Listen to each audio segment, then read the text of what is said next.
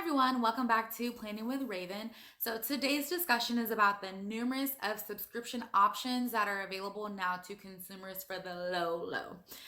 So there are so many companies out there, you guys, that provide streaming service options.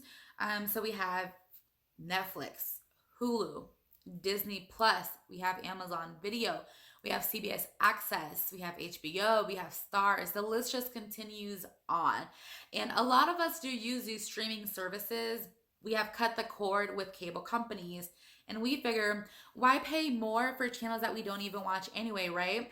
So this is definitely a great alternative if you ask me, but there are so many options that are just popping up like flies on poop. It's just so hard to keep up with all of them, especially when you have more than one subscription. So this actually brings us to today's discussion. Are you paying for too many subscriptions? Now, if you're someone who is using everyone else's account, then you are in the clear for today's topic. And you're doing something right. Please put everybody else in on what you are doing to be on that many different accounts and not have to pay for them. But for those of us who are the person who's held responsible for these accounts, are we paying too much for them, right? So are we really paying attention to our monthly bills, these monthly subscriptions that are coming out? So I don't know if you all just know, or I don't know if you all know this, or if you pay attention close enough to this, but Netflix just recently increased its prices, and Hulu actually did the same for their live TV option that they have available to consumers. So unless you are tracking every single dollar and transaction on your bank account, it is easy to miss those reoccurring transactions. For one, because they're reoccurring, you have that peace of mind that you don't have to worry about it. But also, you don't pay attention to those if it's only changing by $1 or $2. Like, we don't pay attention to $1 or $2. If it's like $100, and that's going to affect some of us. So we're definitely going to be mindful of the transactions coming out of our bank account. But when you have those reoccurring transactions that change like $1 or $2 a month, or every other month, once a year, you're not really going to be too concerned with those transactions. But y'all know how I am. Let's do some general basic math here and figure out how much we're really paying for these subscriptions that we have. So let's just say you have Netflix, Hulu, and Disney Plus. All right, and then let's just break that down even more. Let's say you have the Netflix standard option. That's $12.99. And then let's say you have the Hulu non-commercial option. That's $11.99. And then let's just say you have Disney Plus for the kids. You want to catch up on some old school movies, old school shows. That's $6.99 right now. For those subscriptions alone, you are paying $31.97. Now that doesn't sound like much because it's just $31 and you get the channels that you really, really want, right? But then you also are paying for your Wi-Fi, your internet. And so with that, I know some companies can charge anywhere from $40 to $100, $150. With that being said, you're paying a cable bill. So if you think about it, yeah, you're getting the channels that you want, but it's like, is this really, really something that's convenient for you, and something that you may want to reconsider? And that's just saying, so the $31.97 is saying if you have those specific plans that we went over. Some people also have other options because these subscriptions, they have other options. So Netflix also has a premium plan for Netflix has a premium plan. Theirs is $15.99. And they also have like a basic plan, which is also $8.99. So they have options. Hulu actually just released its live TV, and that's for $44.99. And you all know that YouTube TV also released an option as well. So there are so many companies that provide different options at different prices, and it just depends on your need as a consumer and what you're looking for. I know sports is really big, so you have to have like a live TV option like that. I mean, there's just no choice unless you're watching the game, the following day, right?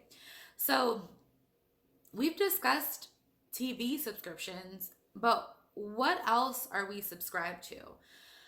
So let's just deep dive into that. There's so many subscriptions. It's not just your TV subscriptions, y'all. It's everything that you're subscribed to, everything that's coming out of your bank account monthly. And so we have Graze. That's a healthy snack box option that they send monthly. We have Amazon Prime. Everyone's familiar with that. Get your items within 1 to 2 business days. They have Business Prime as well. Like there's so many different options. Ipsy. Ipsy is a monthly subscription where you get like small items of like mascara, foundation, lipstick, etc. BoxyCharm. BoxyCharm, you get full size products monthly. Super Geek Box, you have Mind Chest, you have Canna Box for our smokers, and the list just goes on with that. And to even bring up another subscription box, well, you have HelloFresh, like so many subscriptions that you can have that's right at your fingertips. That's for convenience. So it's like, okay, I have all of this, but how do I find out how much I'm really paying for the subscriptions without skimming every single transaction that's on my bank account? Because that's going to take a lot of time and effort. So I want to provide you guys with some options. So Truebill. Truebill is a user-friendly app, so you can download this on your phone. It's available for iOS and also for Android. So basically, you link your bank account and the app will automatically fill in your financial data. So they have dashboards. I've actually tried this before. The dashboards are really clean and easy to look at. This app, Truebill, also helps you with canceling subscriptions. So if you have your transactions sorted and you're like, oh, I don't even use that subscription anymore, why am I still paying for it? I forgot that I was paying for it. Truebill will actually assist you with ways to get those subscriptions canceled. And so I want to provide you guys with another option, because here's the deal. Some of us, we don't like sharing our bank account information because you work hard for that. Why share your information when you don't have to? And so another option for avoiding providing apps and other companies with your financial data, you can use what's called trackmysubs.com. So it's a convenient option that requires you to manually enter your data. So you can manually enter your subscriptions. With that being said, you would be skimming your bank account, but instead of you having to write everything down or providing your banking information, you would just be recording every subscription you have. They also provide a really clean look, and it's actually they have easy to figure out guides as well on their website. I've checked them out as well, and I would definitely recommend them. And then of course I'm gonna provide y'all with one more, because I like to provide these options. So you can go old fashioned, and this is actually something I did. Y'all know I am a planner, so I go old fashioned all of the time. You can write everything down. You can Google these phone numbers to these subscribers, and you can call these companies and get these subscriptions canceled if you find out that you're not using them. Another thing that I actually did was I called a lot of the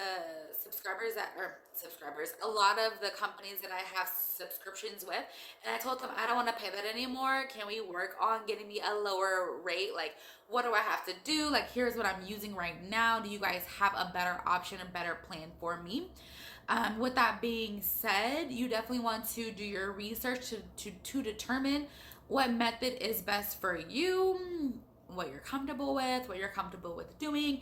Some people are like, I don't have time to be writing everything down, Ravyn. I'm just gonna download this app and get this information populated automatically.